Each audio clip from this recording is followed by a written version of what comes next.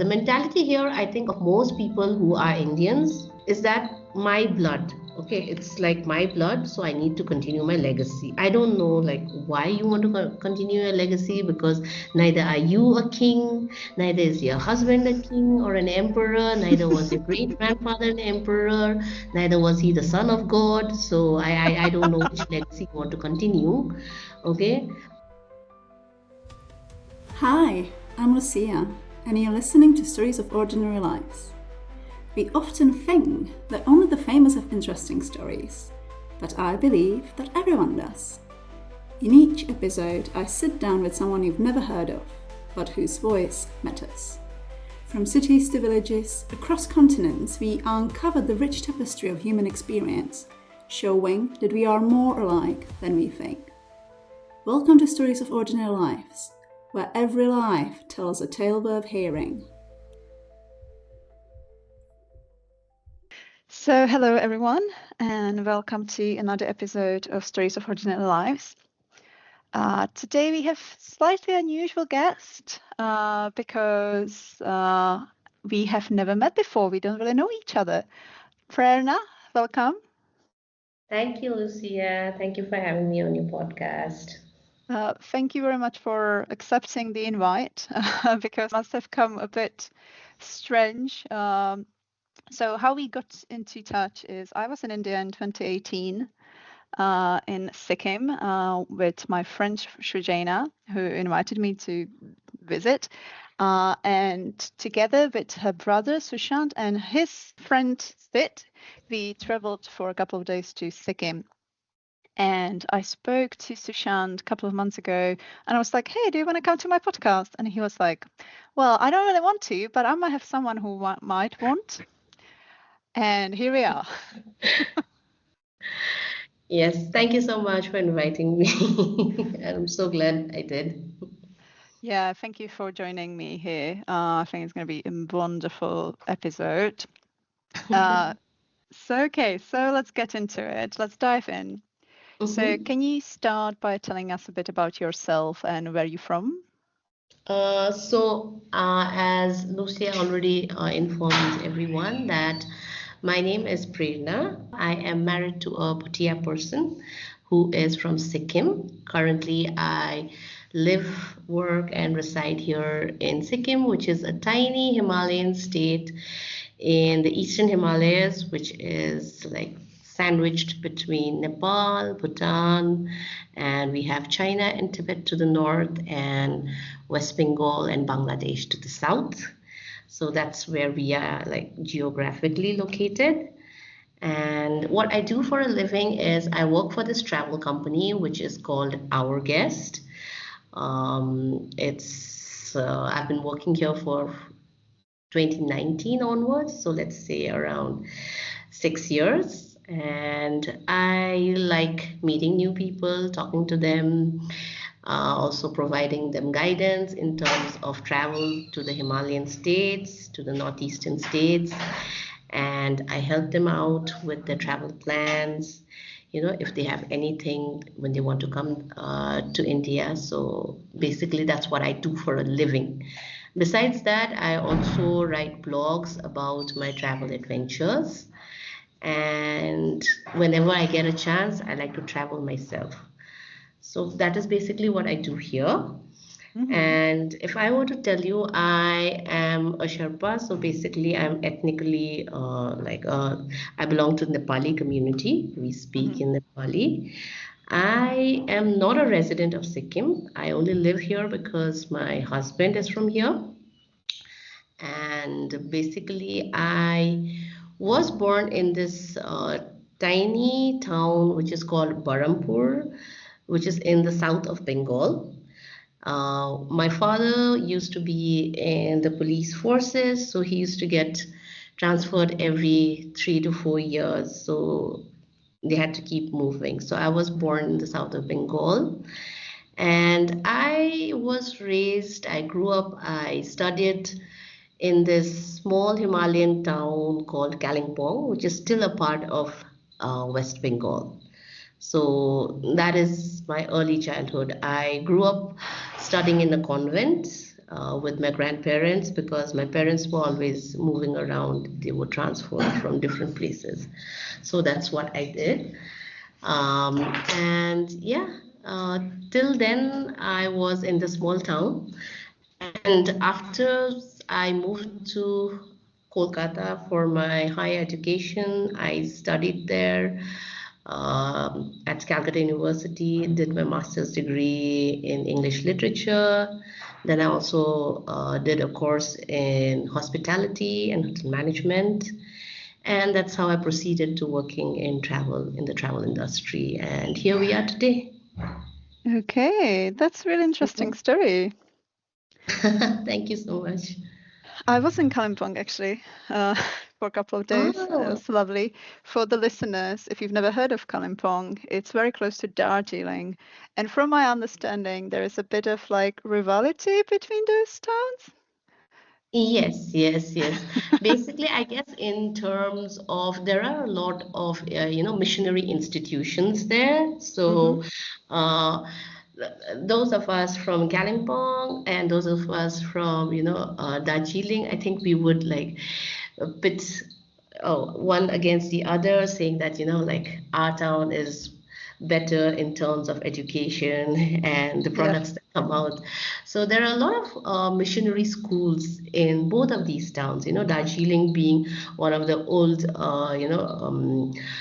summer capitals of the British period. So you have a lot of old British homes, schools there, even the toy train there, and that's the same for Kalimpong as well. So most of us who are in our late 30s and early 40s, a lot of them would have studied in these missionary schools, so we have Okay. rivalries between Yeah. Kalimpong and Darjeeling. Yes.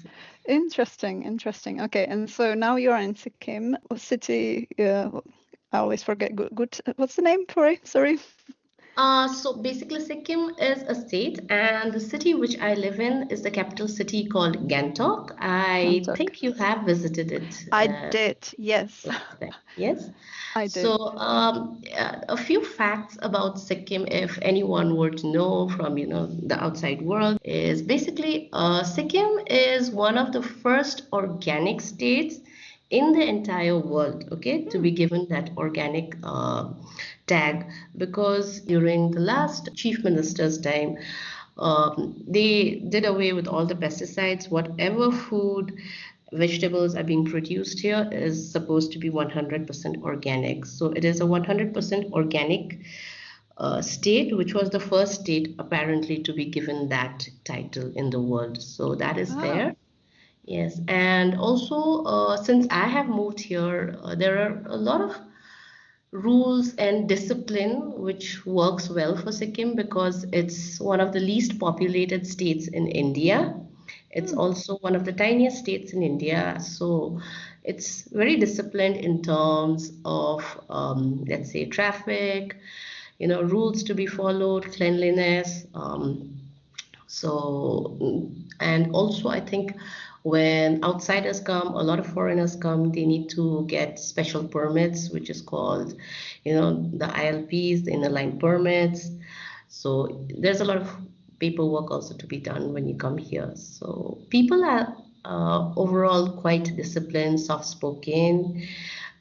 It's a very safe city and a state as well. It has one of the lowest crime rates.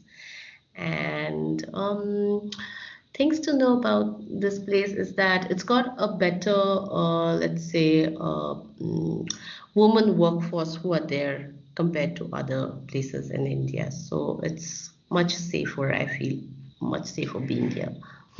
Okay, that's interesting. Yeah. Okay, so when you compare your life in Kalimpong and Uh-huh. Kolkata and Sikkim, Yes. which one did you like? Do you like the most, and why?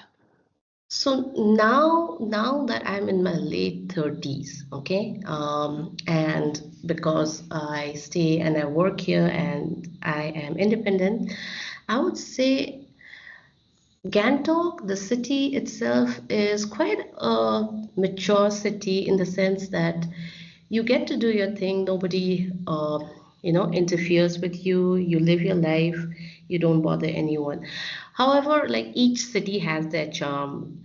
Kalimpong, I would say, obviously, it's very close to my heart because I grew up there. It has a very nostalgic touch for me because everything that I came to know as a person, I started learning there. I know people there. Everything reminds me of my childhood, my past, people who have passed away, like my grandparents. So it's like a reminder. So that will always be close to me. But as a city, Kalimpong, besides the education, it was a little difficult in terms of, let's say, logistics, in terms of the water supply. Kalimpong does not have a good, proper water supply from the city. So those were some of the challenges there. But it's a beautiful place. The weather is really good. I mean, it's a very laid back, sleepy Himalayan town where, one could just disappear. But that's the thing. If we are living in a fast-paced world like today, I don't think a lot of people would want to stay more than like a week or 2 weeks at the most. If I were to go back now, I would be restless and I don't think I'll be able to stay for quite that long. So that's there. And then again, the other city, which is called Kolkata, where I did most of my higher education. I started my first work there. So that city molded me into the person that I am today. I owe a lot to that city, not just in terms of who I am, but also like to my teachers, my professors, the places that I've been there, the relationships I've had, and the relationships that broke down there. It actually helped me become the personality that I have today is like 100%. I would say like it had a very big bearing on that, in terms of characteristics, what I like, what I dislike. So Calcutta has a very, I think an erudite society. A lot of people, especially Bengali people, they are very learned, um, in terms of books and literature. They are quite cultured. So I inculcated some of that through my friends and my peer groups. So that was really nice. So it was good. I am very grateful to the circle that I had there, which obviously I did not get that in my previous town, which was Kalimpong, because it was a very small place, not a lot of outsiders coming in. So I did not get that exposure. So if I am a confident person, able to talk to people, meet new people, I think it's because of the city of Calcutta that made me who I am today. Okay, so it seems like Kolkata was kind of pivotal moment in your life, and it really shaped your personality. Definitely. I would say that a lot of, not only in terms of education, but also in terms of relationship with, let's say, friends and some ex-boyfriends. You have those heartbreaks during the young Yes. uh, times. So there's a lot to learn. You also not just learn in terms of relationships, you also learn, you're a young adult just out of college and you've just started your first work. So you also learn how to manage your finances.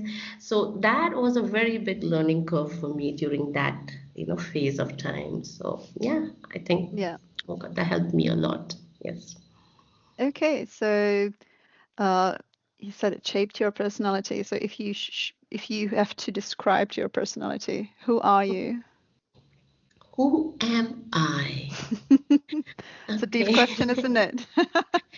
Yes, I know. I mean, at times when, like when nobody asks us the question, we have so much to say. Like we say, I'm not this, I'm not this, I'm not that. But it's in a single sentence or a single phrase, I think it's difficult to describe the person that you are today. And as I stand before you today, I mean, through all the experiences, through all that I've been through, I mean, I think I wouldn't be able to fit myself in one particular box because, It doesn't have to be one. It yes, I can be know. multiple. We are all layered, right? I know, I think there are different layers. I mean, a lot of people may see me as this really, approachable, friendly, bright and outright kind of a person. But again, a few may absolutely hate me because I might be like intolerable to them for God knows what reason. But yes, at times I am annoying, maybe. We all So are. We that's all are there. at times But annoying. as a person, like in terms of characteristics, what I know for sure is I am very headstrong and rigid about certain values and principles that I feel are quite important to me. I mean, and I think loyalty and fidelity mean a lot to me. It doesn't have to be in any kind of a, romantic scene. It's got to do with just your friends, your neighbors, anything. So I basically like, let's say, I honor people with integrity, and that I place higher than anything else, let's say. So Mm. that's there, yeah. Besides that, I think as for the seasons, the mood changes. So sometimes I may be a pleasant person, but again, somebody who doesn't like me or catches me on the wrong day may find me very obnoxious. That's fine. I think it goes with all of us, really. We not everyone can likes us, and that's completely fine. It's Yeah, just what it is. yes, I guess so. So you've mentioned two things before. So that you are from small town, rather traditional, and you moved to a bigger town, and you mentioned like a modern, quick world. Uh, Yeah. how do you how do you navigate this, where there's some like family expectations from the traditional small town, which including the religion, I guess, Mhm. where you had to kind of So, as navigate? yeah, coming from a small town, you basically know everybody somehow or the other, and people, let's say, they aren't very corrupted. Genuinely, I think they are very simple, so they won't have bad intentions. But when you move to a bigger city, because there are more people, I think more people are competitive when it comes there. So you lose a bit of that naivety that you have. I Mhm. think that would be the number one thing which changes you as a person slowly. Like you first come into it point blank, and then you meet a lot of people from different backgrounds, from different cities, and not everyone will have the best interests. And obviously, you'll learn through trial and error whom to trust, whom not to trust. And as you move on, you know that you can only rely on yourself. So that was there. And yeah, but in terms of, I'd say, building confidence and making you, I think it made me sure of myself.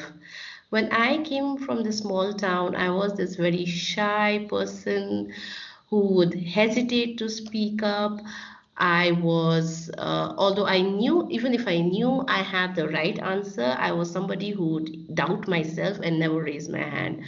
So I continued that maybe into the first year, a year and a half into my transition to the new city. But I knew, I slowly realized that if I continue doing that, I'm going to be, obscured. Mm.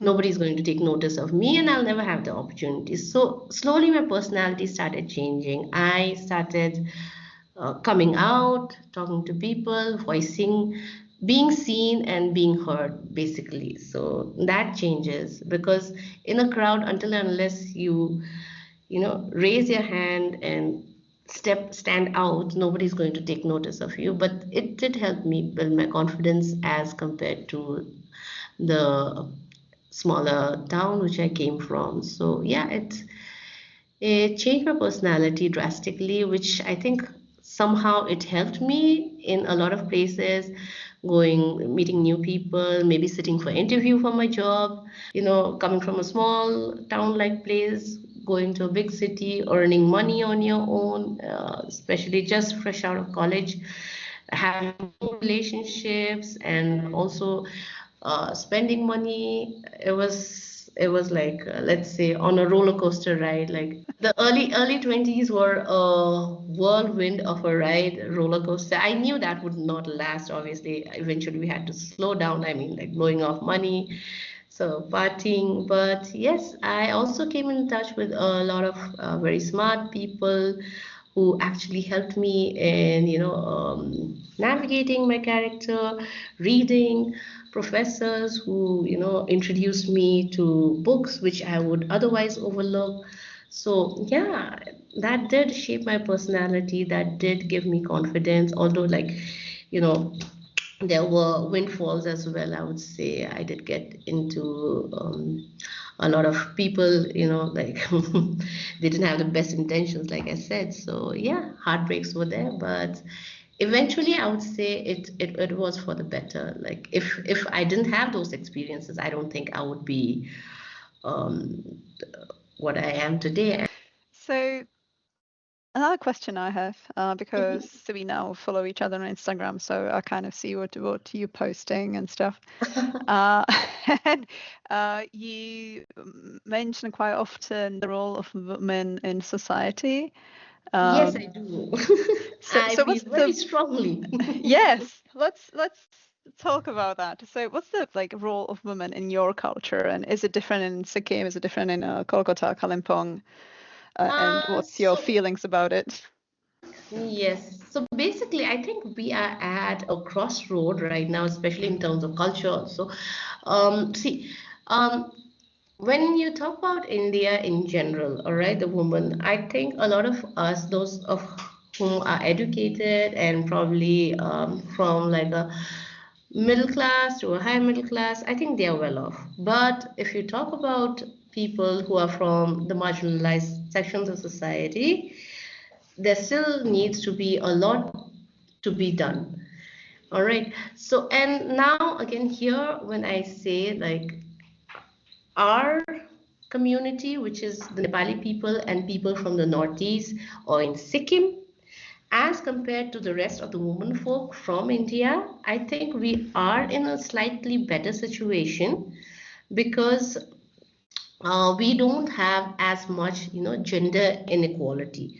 And yes, oh, I forgot to mention that Sikkim is one of the best states in India in terms of gender equality. It has one of the best. And that is why I said there is, like, more women in the workforce as compared to men, because women are more in a leadership role, and also in terms of decision making in their homes. It is the ladies here in Sikkim who Mhm. actually are decision makers. There was a recent, I think, survey regarding that. So that is there. But again, now when you come to that, women are in the workforce, even in Sikkim, or I would say, in our community in Northeast region. So they are earning money, bringing in the revenue. But now the interesting part here is that because we come from the culture of a lot of regression where women were, like, controlled. So I think there is still that expectation from a lot of the older generation. I wouldn't just criticize it as men, but I would say a lot of older generation, it's like both male and female, who still expect that, like, for example, take me. I've studied, I've worked outside, I have experience, I earn my own money, but there is still this expectation that I should be responsible for my home and my family, taking care of, if I had in-laws. I don't have my in-laws, so I should be the one who should be doing all that Mhm. alongside my job and earning an income to support my family. So that becomes a little tricky, I think, for people like me in my generation who have been married and who live probably with their in-laws or live with an extended family. So that burden is there, although it is not as visible, I would say, compared to other states in India, but that invisible burden is still there. I mean, even people who are in like a good position, I would say. So a lot of women folk, ladies here in Sikkim, we would get help from outside. We have maids, but I don't think everyone can afford or will be able to do that because it's very difficult to get maids here. So the onus lies on the women folk to be in the workforce as well as to please the family, take care of the children, look after them, look after the in-laws. The mental burden of seeing everything is working right in the house, everything from your Mhm. shopping list to anything that is like broken down in the house. So I think a lot of men actually are stepping up, but I think a lot more has to be done. I can say that very blatantly from what I have in my personal experience as well as the people around me that I see, the women folks. So yeah, I think I can say that confidently, as well as if I were to talk about other places, like let's say I've lived in Kolkata and other places in India, the gap becomes even wider. Although you might be from a very outwardly modern looking family who works probably in tech, IT, whatever of these upcoming and with a hefty package, but there is still some restrictions, there's still some expectations from your in-laws, and in many cases from your family itself, that you are supposed to do or they expect it out of you as your you know duty as a woman. So yeah, I think Mm. that becomes a little difficult. And when you talked about a small town, so this is interesting now. As a small town, Kalimpong, and even I would say the Darjeeling Hills, Kalimpong, because I think it is located more towards the northeast, North Bengal, despite the fact that it is geographically in a very isolated, let's say back of beyond kind of a region, remote. However, the mindset of the people there are comparatively quite modern as compared to the rest of the country. That is what I realized when I moved from Kalimpong to a bigger city like Kolkata. Like, it I would say the gender bias, in terms of that. So I never felt as a child, my family or even anyone outside the family discriminating between me and my brother or how much I get of a share. Let's say somebody buys us candy, and like it's not like my brother would get more and I would get less. No, that never came up, and I never expected anyone would do that. But that difference, I think it becomes very stark when you move outside.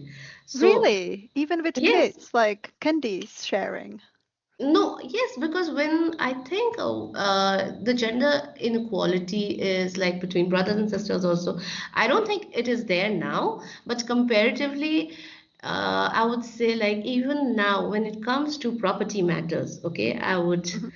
if you were to ask a lot of young Indians, probably my age, my generation, or even younger, if they have brothers and sisters, all right, and Mhm. something happens about the property and how each one is going to get their share, I can tell you quite frankly that the brother is going to get the lion's share still.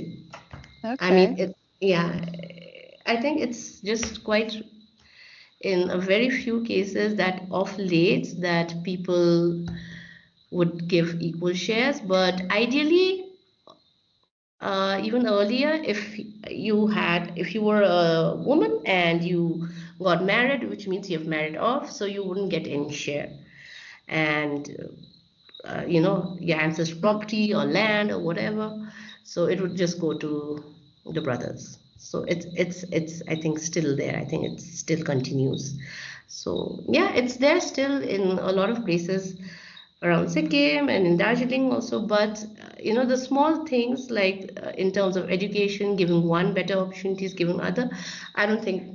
that was there when I was growing up. Although it was a small town, but the people were a little bit more broad-minded, I guess so, as Yep. comparatively, yeah. And even in terms of, expectations like household chores or something like that. Growing up, I actually stayed a lot with my maternal grandparents Mhm. because, like I told you, my mom and dad used to move around because they would get transferred because of his job. So what happened is that me and my brothers would stay with my grandparents, and we studied at this missionary school.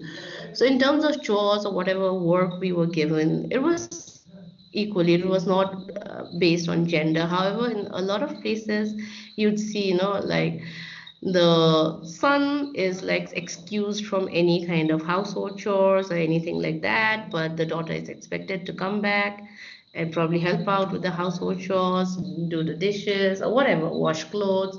So that's still there, and I think it's still expected today. Mhm. All right. So, how did you meet your husband? Okay, now that is an interesting story. Okay. So my husband, we actually met in 2014 when I first decided to come to Sikkim. It was my mother and me, so we were at a public transport. There are these shared taxis, right? Mhm. So we were at this stop, and me and my mom, we got two tickets, and we weren't together. And my husband, we asked him, like, can you exchange seat with us so that I can sit with my mother? And then he gracefully denied. So I was quite upset. Yes, I was quite upset. So I sat in the front, and my mother sat at the back beside him. And from Siliguri to Gangtok, we traveled. That's quite far, And isn't I it? did not speak with him at all during the entire journey.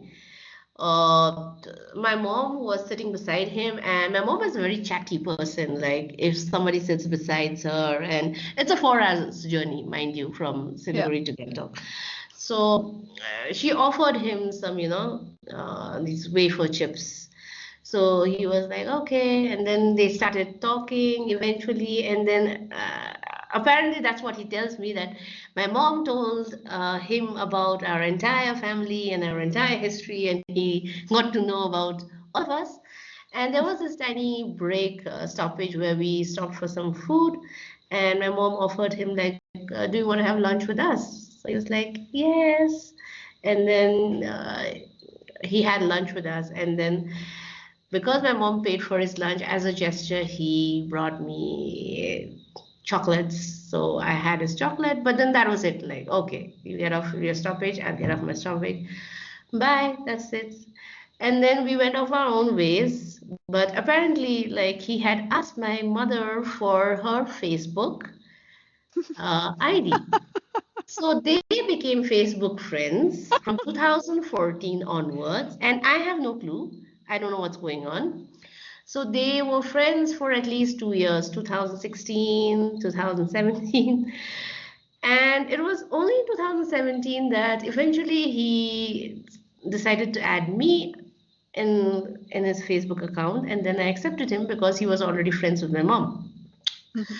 And then during one of his holidays, when he was coming back from Bangalore to Sikkim again, he texted me on Facebook itself and said, like, I'm coming home again this time. Do you want to meet me?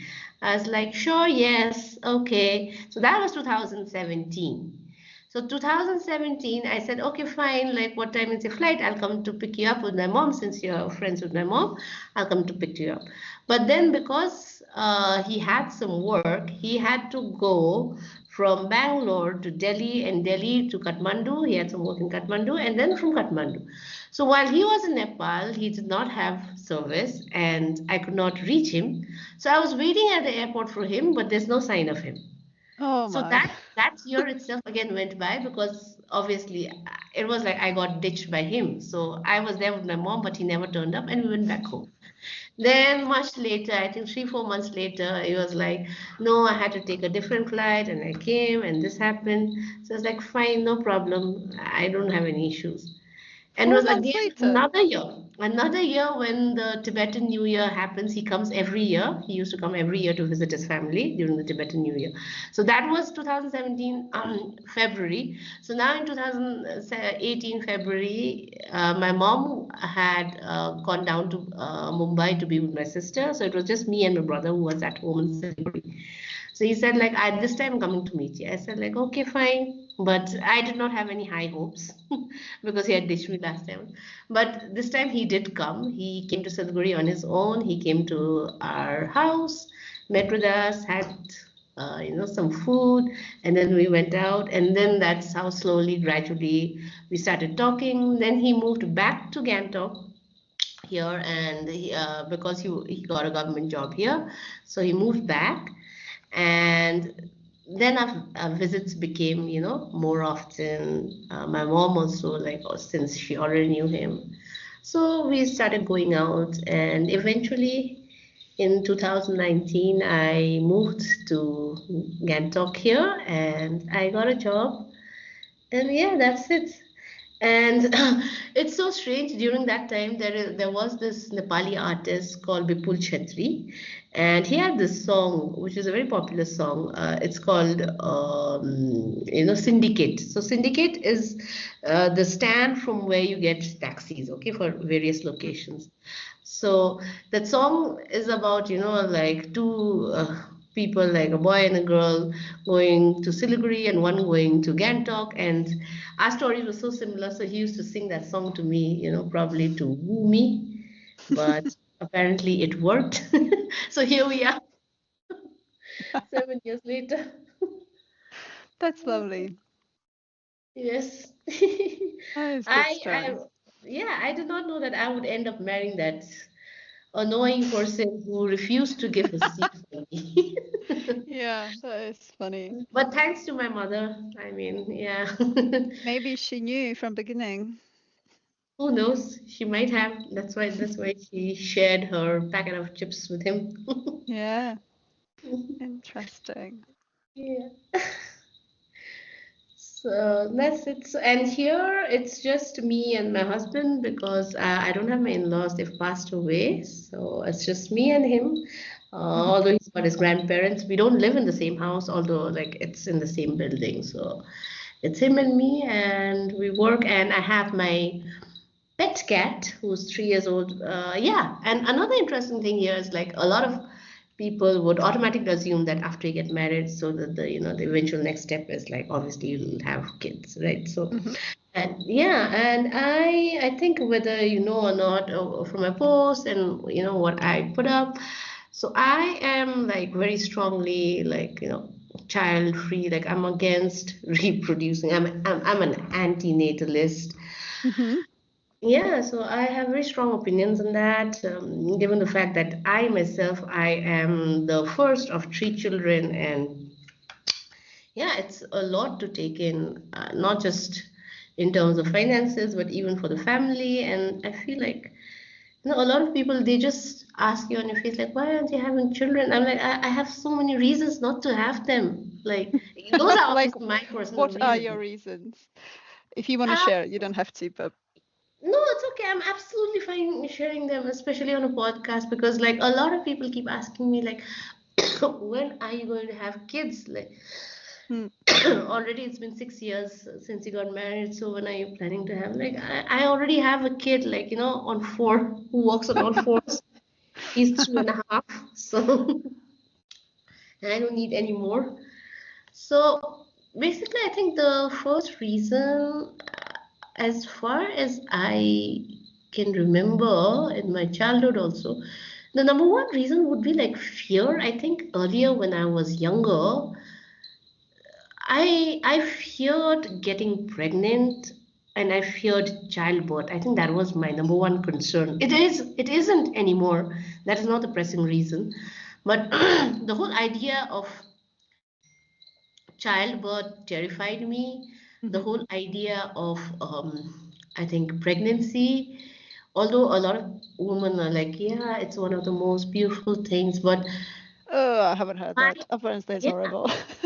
in my experience, what I saw, people around me, women around me, relatives, friends of friends, and people around me, like, I did see that, I don't know, maybe it was just my vision, but I I saw that they were uncomfortable. I mean, Hmm. yeah.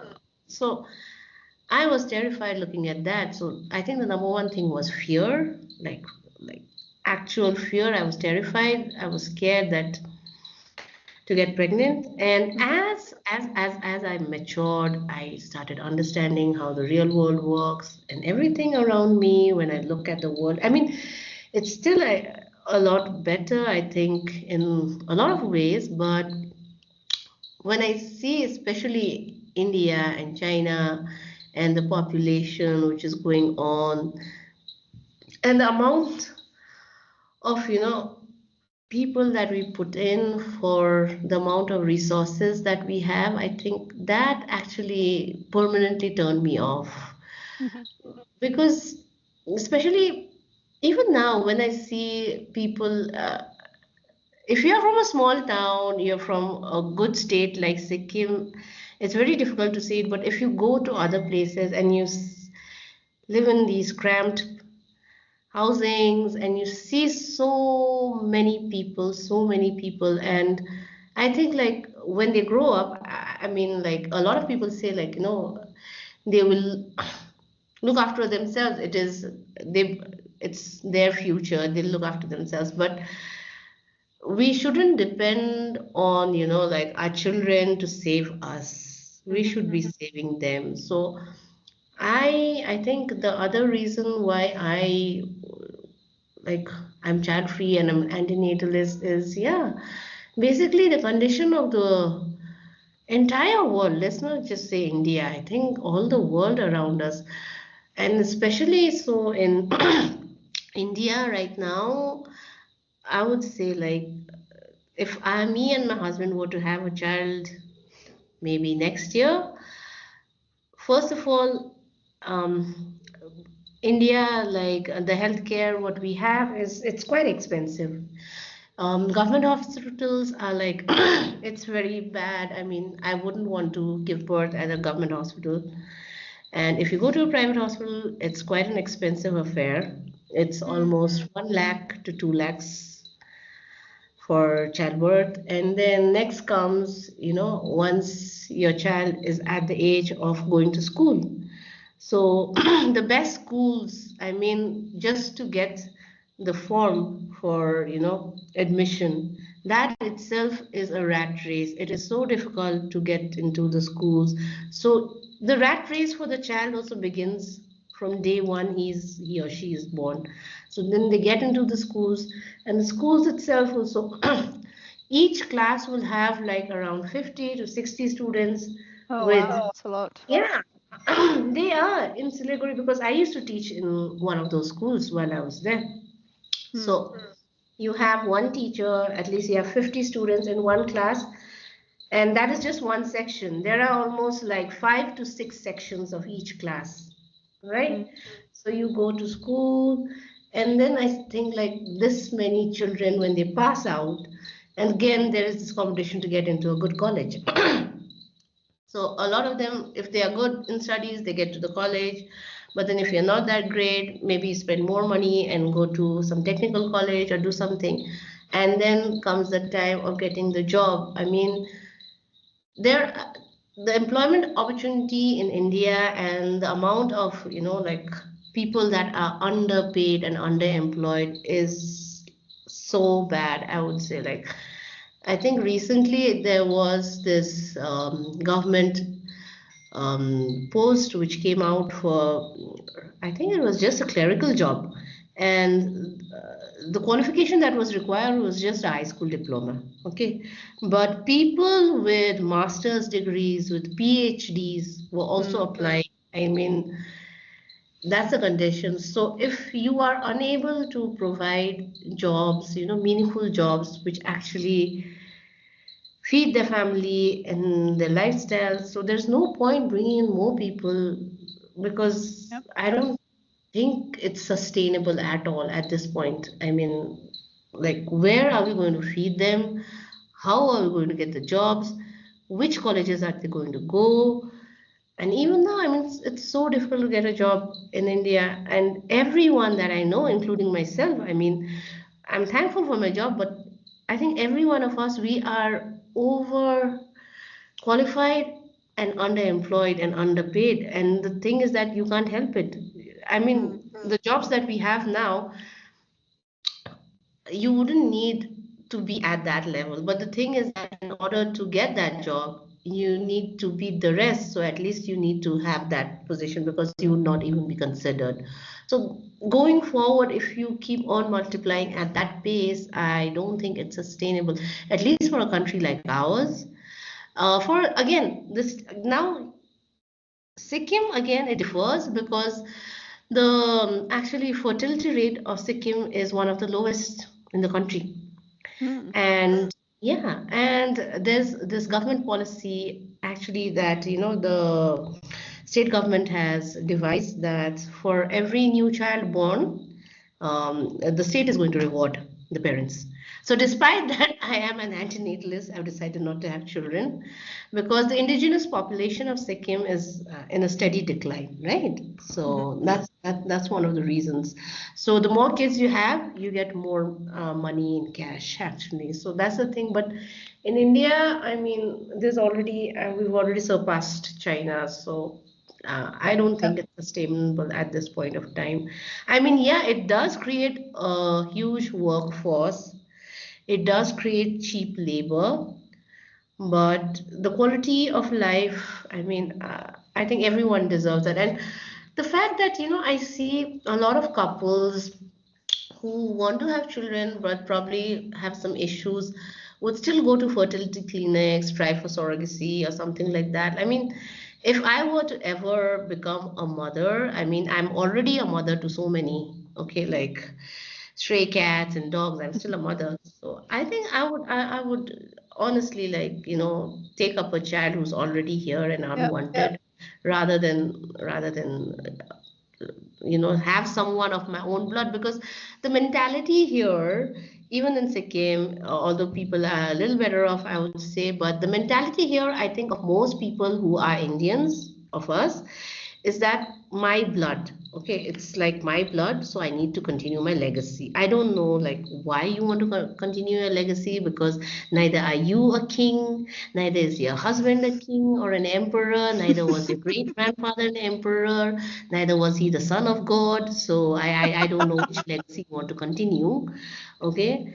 Besides, I think diabetes. So passing that on. So that's the thing. So like no, and then they'll say like, no, then who's going to look after you when you are like, Yeah. old or something like. So that's a very selfish reason to have children. Like, so you are only having children with the sole intention so that you don't die alone. But in any case, you will die alone. I've seen so many people die alone, despite having 10 children, 15 children, 5 children. They do die alone. A lot of people end up in old age homes.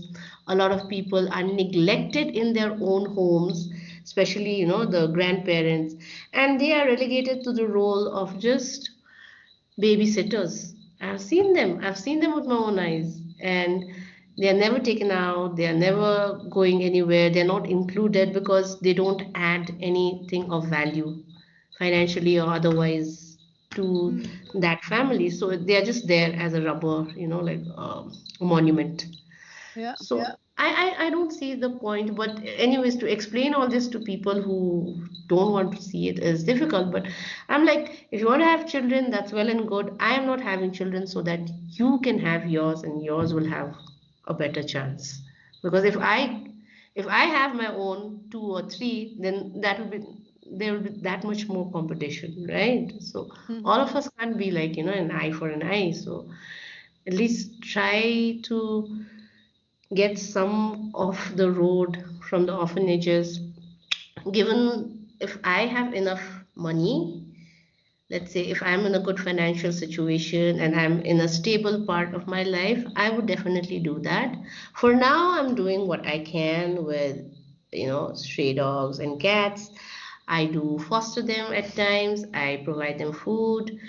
Even if I don't keep them at home, I give them food. I take care. I already have one which stays with me permanently.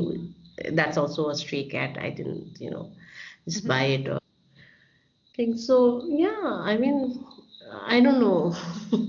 No, it makes sense. It's the same here. It's same everywhere, I think, in this time. Obviously, India, you have way more people than we have here. But I Exactly. think all the reasons you've mentioned are the reasons which resonate with people around me as well and with myself. Mhm. Um, is it hard in India to have this opinion and be child free? Like, It are is. you I mean, getting? I think if you ask, if there's 10 people in a room and you were to ask this, I think there would be just one person with the opinion that I have. The rest would automatically, even if they are thinking about it, it's societal pressure Mhm. that they would succumb to, and at least one child they would. But I've also seen, a lot of my friends, at least now, um, a lot of people they say that, see, I love my child to death, but had I known this or had I been given a chance, I don't think I would have kids. So there's a lot of people who say that, like, but the thing is they don't have a choice. But at least with me and my family, they have been very supportive. At Mhm. least the people around me, that's the thing which I tell you. At least in our society, which I come from, the northeast side, we don't have that much societal pressure as compared to, let's say, a traditional Indian family, which is more conservative. Mhm. So even here, especially in Sikkim, there are a lot of women who stay unmarried, spinsters. Okay. Yeah, I mean, I think if anyone does a study, I think one of the highest. And the thing is that, a lot of people like to paint pictures of spinsters as a sad, lonely woman who are like left over or something like that. No, it's not that. They're having the time of their lives. They earn well. I mean, they earn probably more than you, okay? And they're going out, they're having fun, they don't depend on anyone, and they are doing well and they are thriving. But that's it. But comparatively, compared to other states, the societal pressure is not that much. Where, let's say if you are to be from a state like Uttar Pradesh or Bihar or anywhere, as compared to Sikkim, and you were somebody who was 35 plus and still unmarried, okay? Even your own family, your own flesh and blood will be talking bad about you and pressuring you into getting married by hook or by crook, whether you like it or not, whether you're in love with that person, whether that person is abusive or not. But at least in Sikkim, I've seen that does not happen. Mhm. Nobody pressures you, and a lot of marriages happen. Which is like purely based on mutual love for each other. So Okay. that in that way, I would say it's slightly better. So a lot of women who are independent and on their own and unmarried and definitely obviously childless, Yeah. child free. Yeah, so Why do you that's think that's it? Is it like the geography of the place, or why I is it?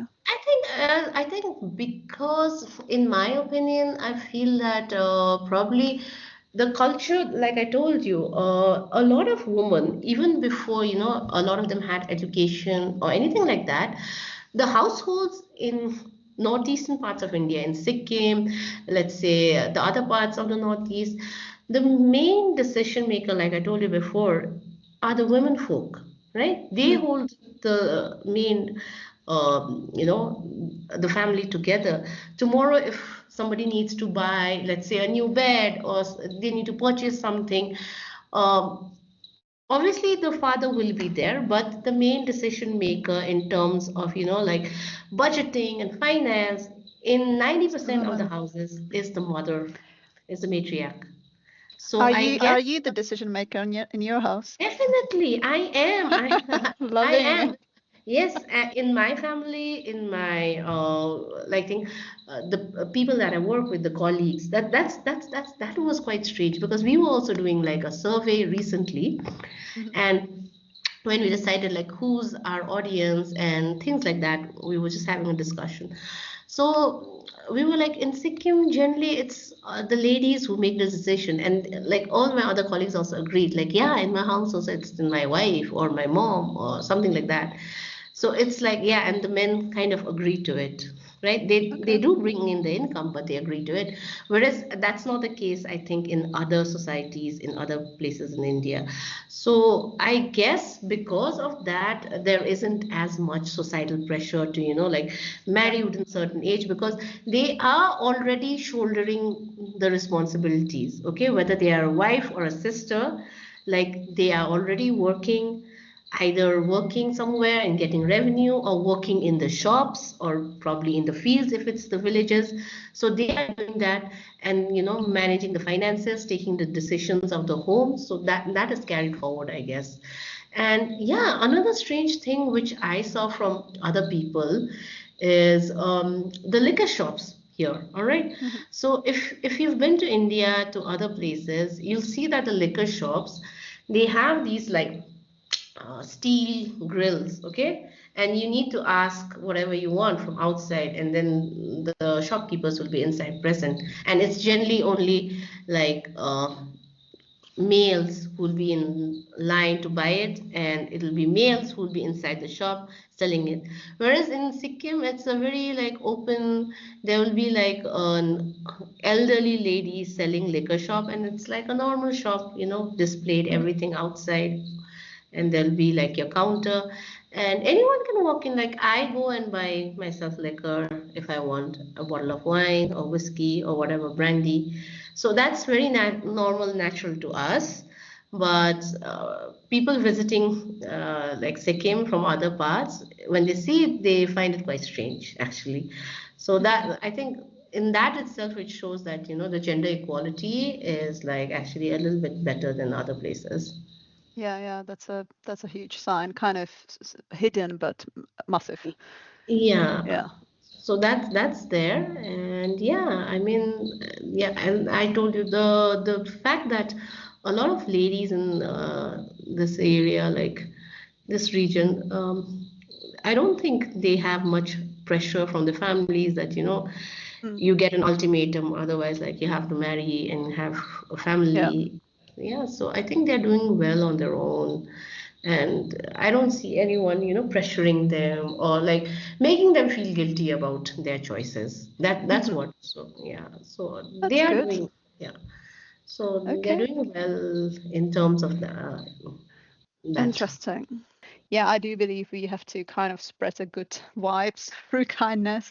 And I always ask the person on the podcast about if they have any story of unexpected kindness or connection or something which stayed with them and maybe kind of influence how they move throughout the world.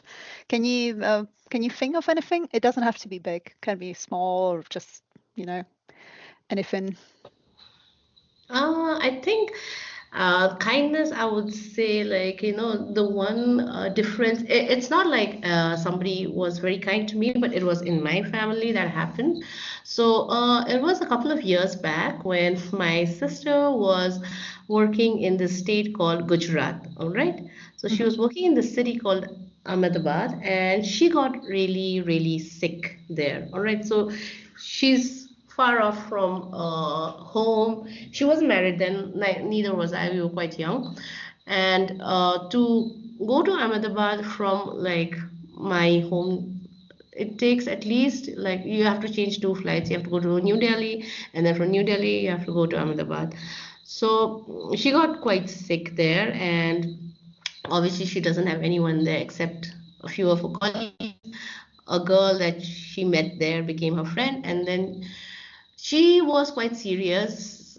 First, we thought it was, just some ordinary thing, but then it turned out that she had this kidney stones, okay, and it was Mhm. a bit complicated because there was infection, and she was already in the hospital for a couple of days, 5 days, 6 days, and she wasn't getting any better. And as a result of the infection had actually spread to her blood. Oh.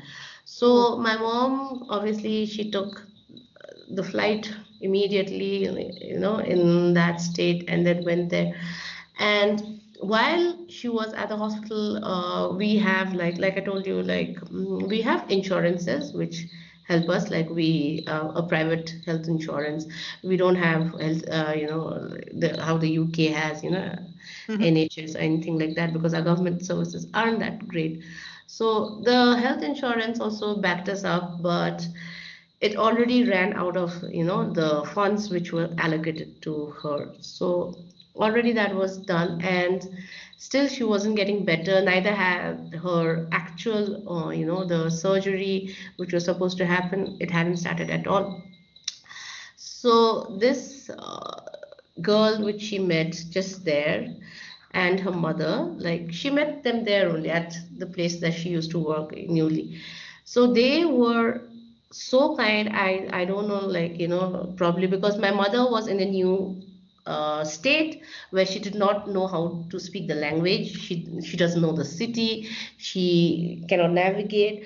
But then she just wanted to be with the child, and then also like already the insurance money was running out. So it was so difficult. And then plus like already my sister was quite critical. So they were so helpful, helping my mother every day, traveling from the hospital to their home, bringing her home cooked meals, giving them assurance, and also I think financially also, because by the time we arranged for like additional funds, they did help out with that also. So Mhm. that was like unexpected, somebody who's not related to us at all. Yep. And if I think at that time she wasn't given that care, I don't think my sister would have made it. So at least Mm. till the time she became okay, and then the hospital was changed, my mother brought her back, and then she had a surgery, and now she's fine.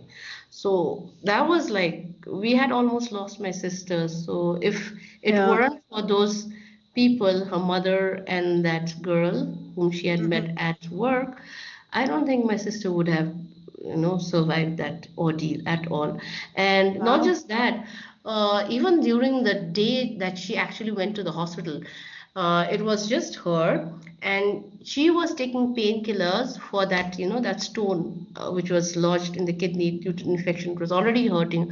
So she had taken so much painkillers that she was dozing off. All right. So then she realized that if I take too much painkillers and I sleep, then I might pass Mhm. out. So she just ran into the street, and then she just hailed a random person. He took her on his this moped. It's not even a scooter, it's like a moped, no, like a bike sort of thing. He took her to the hospital, and she was almost falling off the scooter also there. So like it was by sheer luck and by what to say, somebody's kindness and good intention that she is. And then after that, I think my sister has also changed quite a lot. Like she feels like she's given a second chance. So Mhm. yeah, at two instances actually during that same time, like total Wow. strangers actually helped her out. And yeah, it was like a matter of life and death actually that time. So, and the thing is that we have invited them so many times to come, and we've been so grateful, but that's it. Like they don't want anything. Like they're just Mm. there. Like it is like just strangers in the most unexpected way they help you, na? So Yeah. that was quite life changing for all of Wow. us actually. That's Yeah. a strong story. Yeah. Yes. And it's a good ending, obviously. And yeah, I love that. I'm trying to believe that people are ultimately good. Yeah, I think the innate nature of everyone is good, actually. It's just that I think sometimes the circumstances compel us to be on opposite sides. But Yeah. intentionally, I don't think anyone wants to be let me be the bad person. So Yeah, it's, yeah, yeah. I agree. Yeah, it's just, yeah, the circumstances we are at might steer us to not the great yeah. results, but Sometimes circumstances they pit us against each other, whereas actually it's not the intention of anyone to, hurt the other person knowingly. It so happens like you might be looking out for yourself, but sometimes intentionally or unintentionally, like you do end up hurting. So that's what I think understanding goes a long way, compassion goes a long way in all this. yes, yes, and I think the new technology doesn't really help this either, unfortunately. algorithms, all of that, Yes, lots and of there's a populism. lot of fake, fake stories, fake news that circulate, which instead of actually technology, instead of helping people, I think it just, aggravates the problem which is there. I mean, like, I don't know, there's so much of fake stuff that, especially this past few days, ever since there was tensions that escalated between India and Pakistan. From both sides, I wouldn't blame even one. A lot of people lost their lives, innocent people, tourists who had been there, but there's so much warmongering going on, and Mm. a lot of them are like unverified stories from different places, which they all they do is they instigate people on one side and then like hate Yeah. them. Yeah, I mean, that's what I think. I think we need to be more informed and just see things through instead of just believing, Hmm. It's difficult. Yeah. Are you worried about the war? As of now, see, if there is a war, I don't think so because India, comparatively, at least the bureaucrats in India, besides the Prime Minister, I think they are much more restrained and mature. They've always been. But the Indian mainstream media is very, what do I call? I think it's in its very nascent stage, very juvenile, you know, Mm. going on with unverified stuff. So it's better you stay away from them because what they do is instead of like diffusing a situation, they just add fuel to the fire. So Yeah. that's not helping anyone. And probably they'll get more TRP, they'll get more views by that, right? And Hmm. then like instigating this to hate the other one. But in the end, even if you're not directly impacted by the war, even if a bomb doesn't fall in your house, or even if somebody from your family doesn't die, indirectly it will affect the economy, which will affect you. Hmm. Your income will, like, revenue will go down, your rights, it will be curbed. There will be certain restrictions there. So I don't know if people do understand the impact of, like thirsting for war because they just want something like, okay, let's give it back to them. So it's like, Yeah. I think India still has a long time to become like a mature democracy, especially uh, in these days, na? Because a lot of people have like access to internet, and internet is very cheap here, provided by Geo. So that was a revolution in itself. So a lot of people, I think, that's what I say. I mean, they are um, I wouldn't call them educated. I mean, they are literate, but they are not educated. A lot of Indians, I would say, people in good jobs as well, they are literate, but they are not educated in the sense like I don't think they can differentiate between what is right and what is wrong. I mean, they're not very good at analyzing things. They aren't very good at, you know, I think a lot of the Indian public is quite gullible. I mean, they do believe what just comes up. And if there are people who ask questions, if there are intellectuals who, like pose certain things, so they're like, okay, just shut up and just believe, stop being as, pseudo liberal, stop being this, stop being an nationalist. So, Yeah. and I guess the media doesn't help it at all. They're like boisterous, loud, Yeah. and What can be done about it then? I think it starts at the grassroots level. Number one, I would say like definitely stop reproducing at least for some time. If I was there, yeah, because that's the thing. Like, if you want to improve quality, then you should cut down on quantity. So yeah, I think a good start would be there. And yeah, in order to get quality education for quality educators, right? You Mm. need to have good teachers, you need to have good professors, parents also who are informed at the grassroots level because a child learns from, let's say, right at the beginning from where they start. So if you have, let's say, a child is born and the parents are always on the phone watching these kind of news or just TikTok videos. You never read a book in life. You don't read about world literature, complex, Mm. subjects. You're only fed one kind of thing. So for that child, the truth is only that, right? You'll only believe what he or she is fed. And when you actually go into the world, it's not that. But then that child becomes so like engrossed within his own world, he thinks only that is the truth. So if somebody presents him with facts besides what he thinks, so I think it's going to be very hard for that child to accept it, because that's what happens with a lot of, I think, youngsters which I come across these days. Like they tend to, like talk with you, argue with you, like, yeah, this is this. But when you come up with certain things like, no, this wasn't like this in the past, it was this, and you present them with facts, I think a smart person would actually change the opinion and say like, okay, fine, now I did not know this before, but now that I saw that, okay, this is the case, I can change my opinion. But then some are like so rigid and they don't want to change their opinion even when you present them with facts or with figures that this is the case, and you might want to Mm. change your opinion. So I think that's what it depends a lot on your childhood environment, your teachers, especially your mother and father. So yeah, I think Yeah. quality.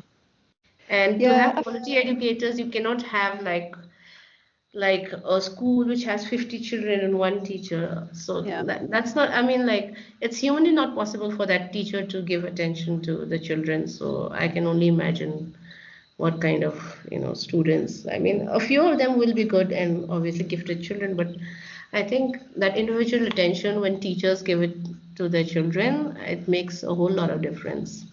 Hmm. Yeah. Yeah. Yeah. 50 in class. That's a lot. That's a lot. Of course. I mean, that's the average which I'm talking about. 45, 50 is like the average in any school in India. You just pick up any random school like Delhi Public School or Modi School or like Techno India or like GD Goenka, all the schools, some of my cousins, they're still in school. So like how many students are there in class? Like 47, 52, Mm. Mm. 58, and they are just in section like let's say D of you know section Yeah. D of class 8, and then the sections go up to H. Jeez. Yeah. It's a lot of people. They don't question themselves this way, and that's the reason why they have children, because that's what her mom says. Like she's had 3 kids and she's like, oh, I never thought about it, I just had kids just like that, and then I don't know, by the time like by the time I knew that y'all were grown up. Mm. And like I could never have children without like putting in so much thought. Like how can you just have kids without thinking, without Yeah. planning? There's Uh, different times, I guess. I guess so. I think it was much more simpler. Also, it was a lot, I think, easier because there were 3 of us, and my mom was a housewife, so everyone depended on one income. So I think even with 2 incomes nowadays, there's still, Hard. Yeah. yeah, it's difficult. Yeah. Yeah.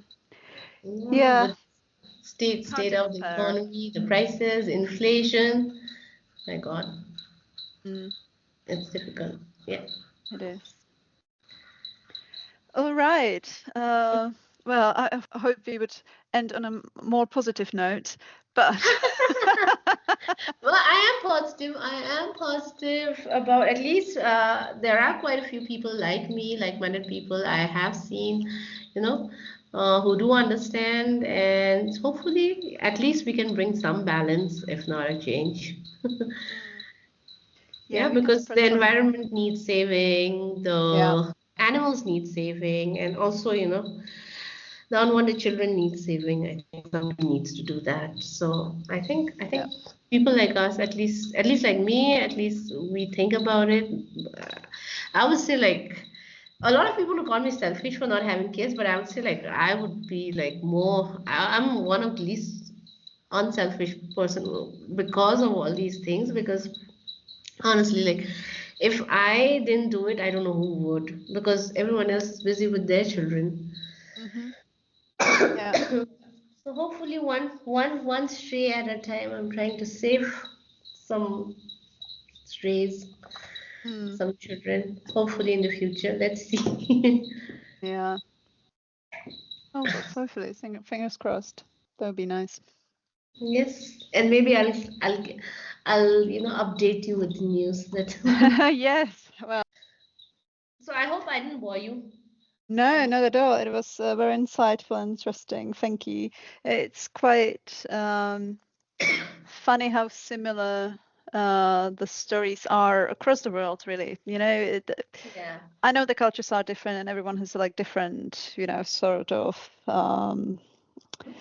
culture they have to deal with, and like women of the role of women can be different across cultures, but Yes. fundamentally, the whole world Expectation. Yeah. expectations, the role of media right now, and all of that, it's pretty much it's very similar across all the people I spoke with, I mean, basically, and a yeah. bit of our situation might have changed because of modernization, but I think in the end, whether like we are divided by cultures, by borders, I think at the end of the day, as women folk, I think the stories are pretty much the same everywhere, just Hmm. with slightly different touch. Yeah. Mhm. Well, thank you very much again. That was great. Thank you so much for having me on the show. I mean, it was my first time, so I don't know how I did, but I hope. You did great. Thank you so much for inviting me. And yeah, it was lovely talking to you, connecting with somebody from, such a randomly different place because I usually don't get to talk with people from different countries. But like I told you, I enjoy talking to people. If there's anything, do call me up just to talk, also, not over podcast, anything. Yeah. Yeah, 100%. It would be good. I am kind of thinking how to do a bit more of like a world community, really. Trying to, I don't know. I don't really Yeah. know where it's going, but I feel like there is a lot of people across the world who can cooperate somehow. I don't know how yet. It's all kind of, crystallizing. But would be nice. I'm sure like over time because you travel and you are the main catalyst. You can connect a lot of people around the world, ordinary people like us, like me, anyone, somehow to come together and probably later on something much more bigger and fruitful will come out of it because I think all of us we are aiming for the same thing, to Yeah. have a yeah, to be Oh, kind, to lead a better life, right? yeah.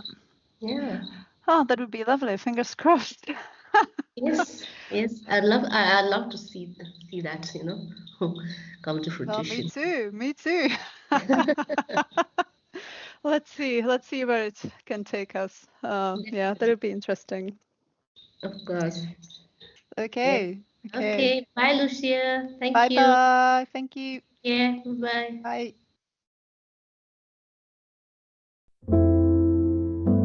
Thank you for listening to Stories of Ordinary Lives. The story you've heard today is more than just a tale.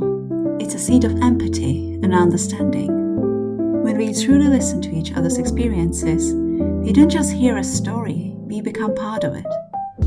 And this is how we scale kindness, one story, one conversation at a time. By recognizing the value in every life, we create ripples of connection that can transform our communities and beyond. So, carry this story with you. Let it inspire you to listen more deeply to others. Until next time, remember that every life tells a tale worth hearing, and every act of kindness, no matter how small, has the power to create extraordinary change, one step at a time.